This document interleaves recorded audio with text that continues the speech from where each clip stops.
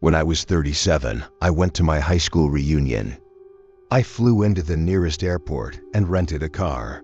The distance was about 35 miles through a very rural and almost abandoned part of the country. About 3 miles outside of town, I see someone on the side of the road, flagging me down. It turned out that it was one of the guys I had attended school with.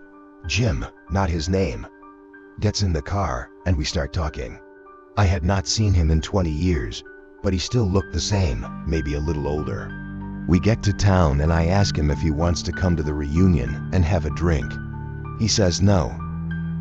Just take me home.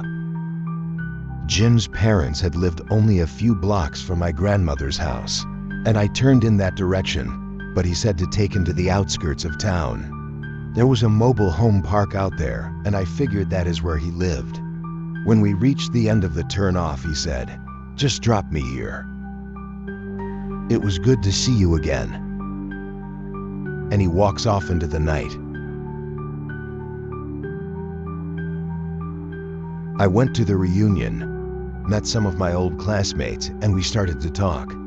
As we are talking about who is coming to the reunion, I mentioned that I had just picked Jim up 3 miles east of town and had dropped him off. Everyone gets quiet and shocked. My friend goes white as a new t-shirt. Ken, Jim died on that curve 8 years ago. Rolled his car. We were all at his funeral, I was told. I started to feel really dizzy, and I went out to the car to take some deep breaths. There on the seat is the local newspaper, printed 8 years previous, containing Jim's obituary. I can't explain what happened that night, but I know for sure it was good to see an old friend.